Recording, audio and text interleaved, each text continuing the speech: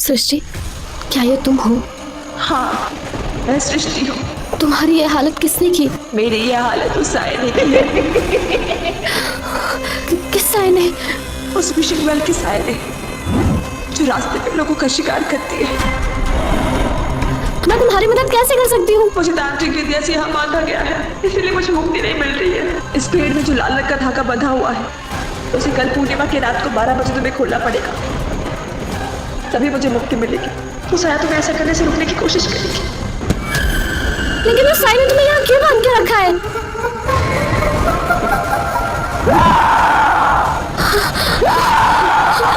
सुहानी डर कर उठती है।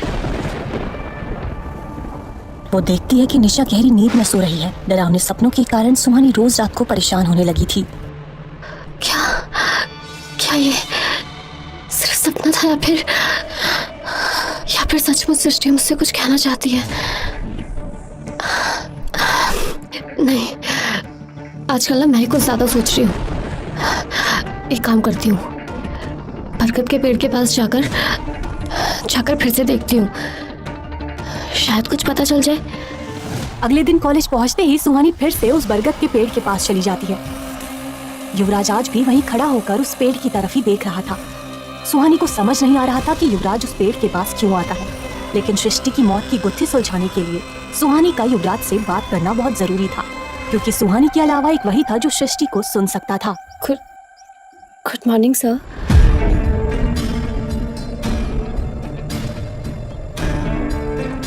तुम यहाँ क्या कर रही हो? तुम जानती नहीं कि कॉलेज के स्टूडेंट्स का यहाँ पर आना मना है? सर, आप मान क्यों नहीं लेते हैं? आपको फिर सृष्टि की आवाजें सुनाई देती हैं। युवराज उसकी बात सुनकर हैरान हो जाता है, लेकिन वो सुहानी के सामने कुछ भी एक्सप्रेस नहीं करता है। युवराज को इस बात की उम्मीद नहीं थी कि सुहानी अब तक सृष्टि की आवाजें सुन पा रही है। फिर भी वो सुहानी को इग्नोर करके वहाँ से जाने लगता है। सर मैं जानती हूँ सृष्टि को कैसे आजाद किया जा सकता है।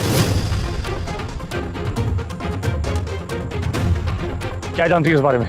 युवराज का ऐसा रिएक्शन देखकर सुहानी डर जाती है और उसके मुंह से एक शब्द भी नहीं निकलता। मैंने पूछा तुम क्या जानती हो इस बारे में? आज रात 12 बजे अगर पेड़ पर बंधा ये लाल धागा, इसे खोल देंगे तो सृष्टि हमेशा हमेशा के लिए आजाद हो जाएगी। ये सुनते ही युवराज के होश उड़ जाते हैं और वो खामोश हो जाता है। सुहानी युवराज का ऐसा रिएक्शन देखते हुए कहती है, अब तो आपको मेरी बातों पर बिलीव हो रहा है ना सर? युवराज को सुहानी की बात पर यकीन तो था, लेकिन वो इनकार करते हुए कहता है, मैंने कहा ना कि तुम्हें इलाज की जरूरत है, और अगर तुम्हें अभी भी ये सब सच लगता है तो तुम्हारा पागलपन दूर करने के लिए मैं खुद यहाँ आकर ये धागा खोल दूंगा। युवराज खुद सृष्टि को आजाद कराना चाहता था, लेकिन वो इस खतरनाक काम में सुहानी को शामिल नहीं करना चाहता था।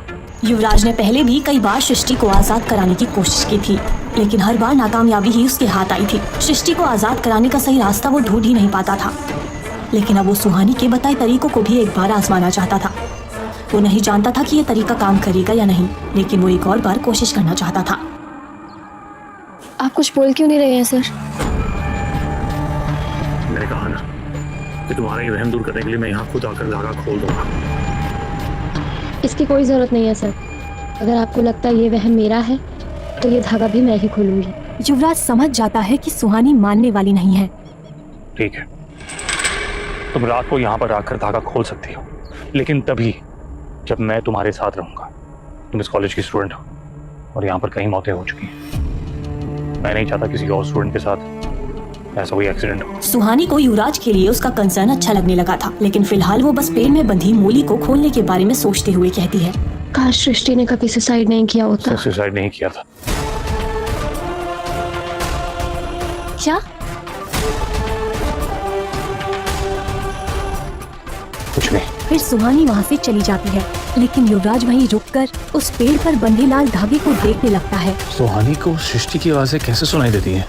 शाम के वक्त क्लास खत्म होने के बाद सुहानी और निशा वापस हॉस्टल की तरफ जा रहे थे। वो दोनों रोड पर ही चल रहे थे, तभी निशा किसी को देखकर रुक जाती है। क्या हुआ? अचानक से रुक क्यों गई? सवाल बंद करो, मेरे पीछे पीछे आओ। Excuse me miss, excuse me. वो लगभग 35 साल की एक औरत थी और देखने में वो कोई जर्नलिस्ट लग रही थी। मैम आप वही जर्नलिस्ट हो ना जो सृष्टि के सुसाइड केस को कवर करने हमारे कॉलेज आए थे? और ये जर्नलिस्ट मेरी आप ही की दोस्त है ना जिनका विशिंग वेल के पास मर्डर हुआ है?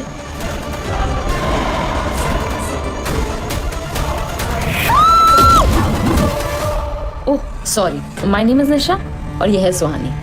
हम दोनों सेंट थॉमस के ही स्टूडेंट्स हैं। क्या कर रही है निशा? मुझे दिखाई नहीं देता वो तुझसे बात नहीं करना चाहती है। तू बस देखती जा। ये क्या, इसका पापा भी मुझसे बात करे। आजा। मैम मुझे सृष्टि सुसाइड केस के बारे में आपसे बात करनी है। निशा के ऐसा कहते ही वो लेडी पैदल ही आगे बढ़ने लगती है। ऐसा लग रहा था जैसे वो बस निशा से दूर जाना चाहती हो।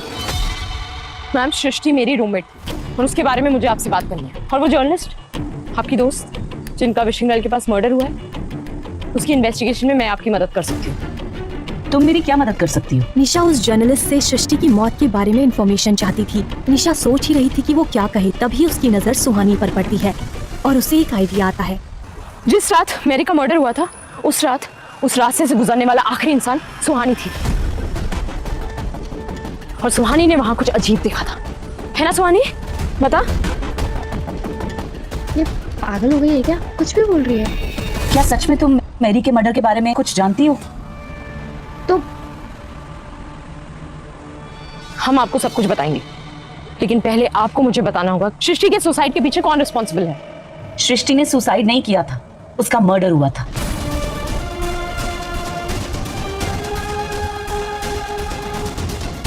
मुझे बचाओ!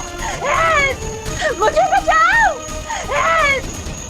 मुझे बचाओ! सृष्टि की बॉडी पे जो इंजरीज मिली हैं उनसे साफ पता चलता है कि किसी ने उसे जबरदस्ती फांसी पर लटकाया था।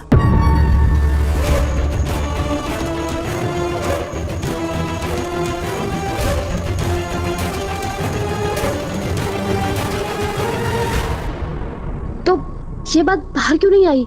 क्योंकि शिमला के कुछ पावरफुल लोग इस बात को दबाना चाहते हैं। सुहानी और निशा उस जर्नलिस्ट की बात सुनकर हैरान हो जाते हैं, लेकिन वो लोग इस बात से अनजान थे कि कोई था जो छुपकर उन पर नजर रख रहा था। कौन है वो लोग जो इस बात को दबाना चाहते हैं? मिस पद। वो इतना ही कह पाई थी, तभी उसके गले में तेज दर्द होता है और वो अपना गला पकड़ लेती है। इससे पहले निशा और सुहानी कुछ समझ पाते, सीमा बेहोश होकर जमीन पर गिर जाती है।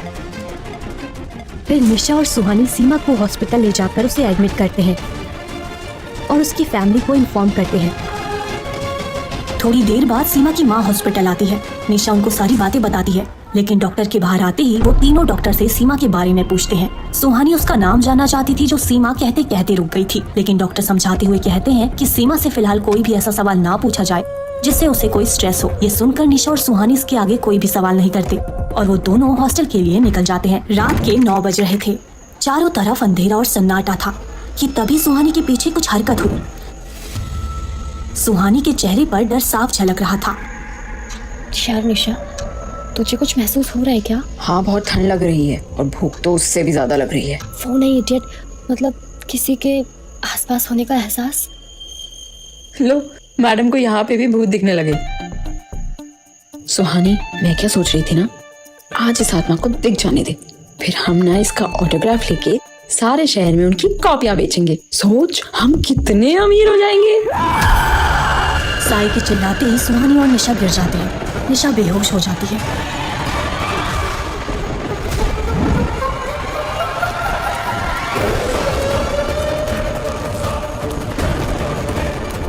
साया ने अपनी शक्तियों से सुहानी को पूरी तरह बांध दिया था।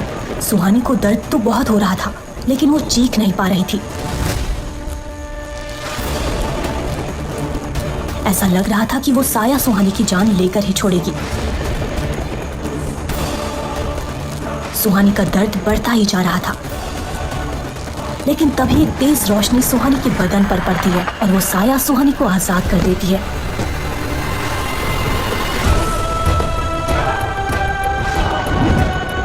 तुम ठीक हो? सर, वो साया। हाँ मैंने देखा। तुम ऐसे ही लेटी रहोगी या उठोगी भी?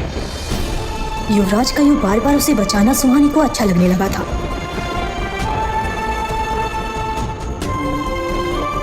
थैंक यू सर, आपने मुझे फिर से बचा लिया। फिर से? सर आप मान क्यों नहीं जाते? उस दिन इसी रोड पर आपने मुझे बचाया था। युवराज को पता था कि सुहानी सच कह रही है, लेकिन वो उससे ये बात छुपाना चाहता था। कौन है आप? इससे पहले कि सुहानी कुछ और पूछती, युवराज की नजर बेहोश पड़ी निशा पर गई। इसकी सांसें धीमी हो रही हैं। इसे बचाने का एक ही तरीका है। युवराज जानता था कि विशिंग वेल के पास वाली रोड पर और रुकना सही नहीं होगा, इसीलिए वो निशा को अपनी गोद में उठाकर वहां से तुरंत निकल जाता है।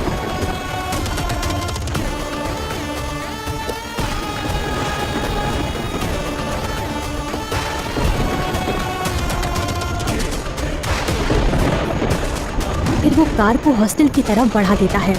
युवराज खामोशी से ड्राइव कर रहा था और सुहानी फ्रंट सीट पर बैठी हुई थी। सुहानी बीच बीच में तिरछी नजरों से युवराज को देख रही थी। ये बात युवराज भी नोटिस कर रहा था। आज पूर्णिमा की रात है। सृष्टि को आजाद करने के लिए बरगद के पेड़ के पास जाना ही होगा। आज हमें वो धागा खोलना है। मुझे याद है।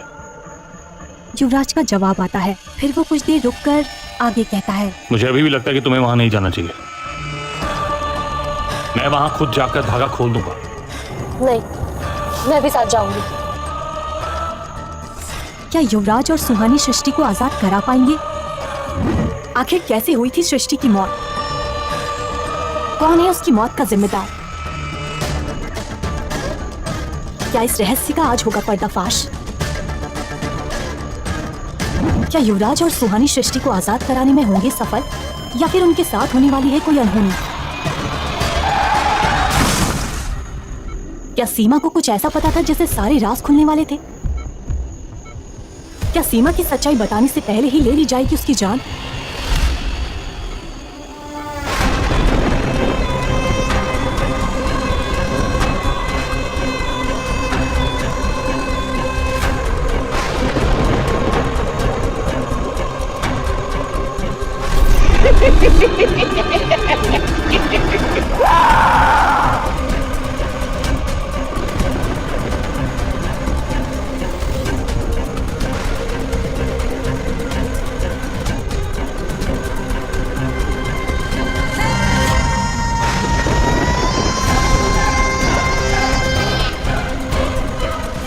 क्या सुहानी और युवराज पेड़ पर बंधे लाल धागे को खोलने के बाद सृष्टि को बचा पाएंगे, या फिर उस साये के चक्रव्यूह में बुरी तरह फंस जाएंगे? जानने के लिए सुनते रहिए साया, अ कर्स्ड लव स्टोरी, सिर्फ पॉकेट